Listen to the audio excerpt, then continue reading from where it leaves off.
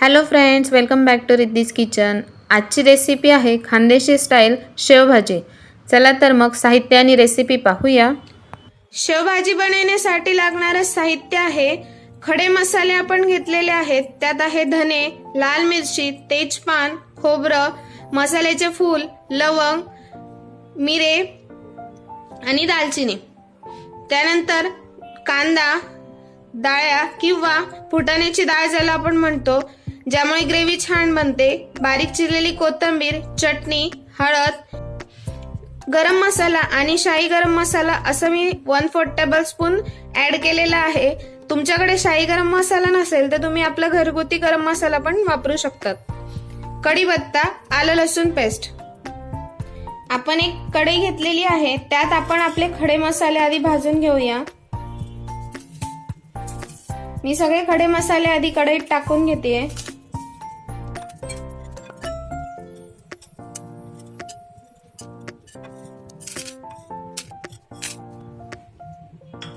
हे मसाले भाजत असताना आपल्याला ऑइल जास्त लागत नाही, म्हणून आपण अगदी थोड्या प्रमाणात त्यावर ऑइल टाकूया।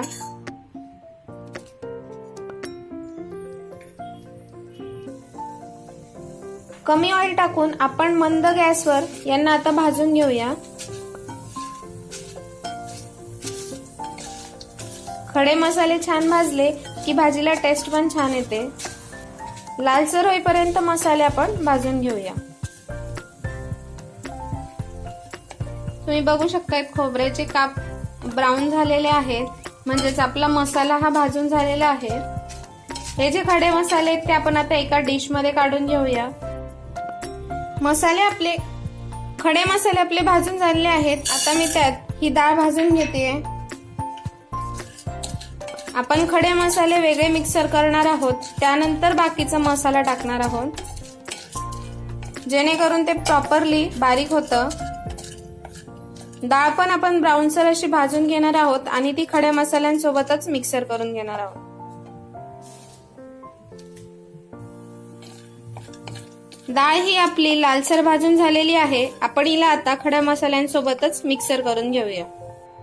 पॅन मध्ये मी थोडं ऑइल ऍड करतेय। त्यात आपण बारीक चिरलेला कांदा परतवून घेऊया।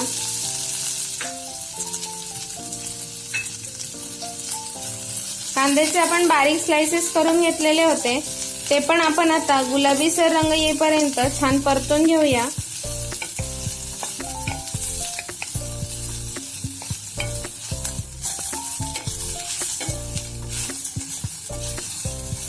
कांदा आपला गुलाबीसर परतवून झालेला आहे।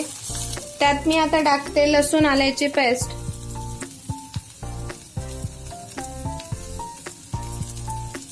नंतर मी ऍड करते चटणी। लाल तिखट आपण घेतलं होतं एक अर्ध्या चमच्यापेक्षा थोडं जास्त। शाही गरम मसाला आणि गरम मसाला 1/4 टेबलस्पून। हळद 1/2 टेबलस्पून। हे नीट मिक्स करून घेऊया।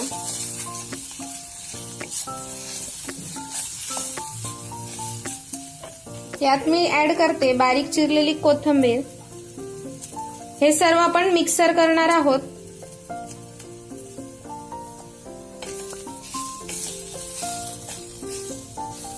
हा मसाला थंड होतोय तोवर आपण आपले खडे मसाले मिक्सर करून घेऊया। खडे मसाले आपण मिक्सर करून घेतलेले आहेत। अगदी बारीक मिक्सर आपण केलेला आहे।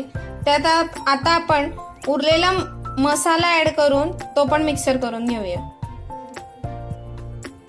आपला हा भाजून झालेला मसाला थंड झालेला आहे, तो आता आपण ऍड करून घेऊया। अशा पद्धतीने आपला मसाला हा रेडी झालेला आहे। अगदी बारीक आपण मिक्सर करून घेतलेला आहे मसाला। अशा पद्धतीने आपला शेवभाजीचा मसाला रेडी झालेला आहे।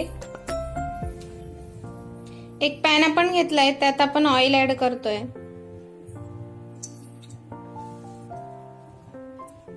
तेल गरम झाल्यानंतर त्यात आपण कढीपत्ता टाकून घेऊया।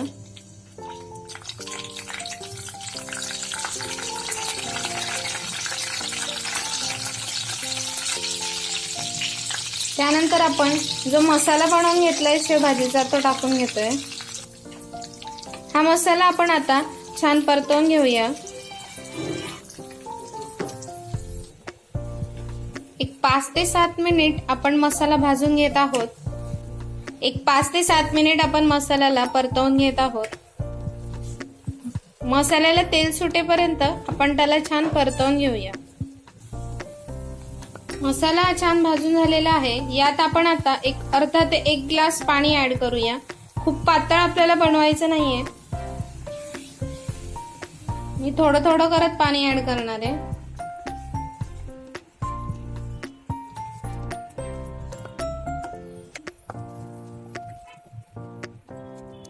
अजून पाणी आता मी यात ऍड करते।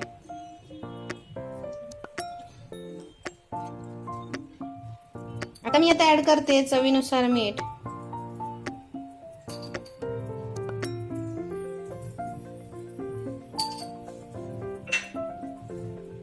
आणि कोथिंबीर।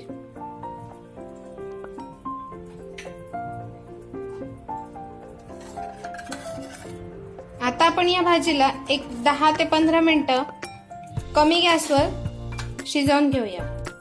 भाजीला एवढी उकळ आल्यानंतर आपण त्याला एक तडका देऊया। एक छोटा पॅन मी या ठिकाणी घेतलाय, त्यात मी थोडं ऑइल टाकते। लाल काश्मीरी मिर्च मी या तेलात टाकते आणि याचा आपण आता वरून भाजीला तडका देऊया आणि पुन्हा एकदा 2 मिनिटं भाजी आपण गरम करून घेऊया। अशा पद्धतीने आपली भाजी रेडी झालेली आहे।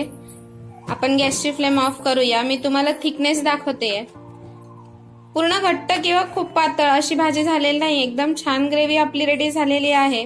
चला तर मग जिरा राईस पोळी सोबत आपण तिला सर्व करूया। अशा पद्धतीने आपली शेवभाजी रेडी झालेली आहे। भाजीत आपण आता वरून थोडी शेव टाकूया। गार्निशिंग साठी मी टाकते कोथिंबीर।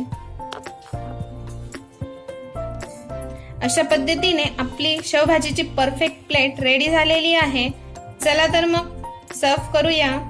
रेसिपी कशी वाटली मला कमेंट्स बॉक्समध्ये नक्की सांगा व रिद्धीज किचनला लाईक शेअर सबस्क्राईब नक्की करा।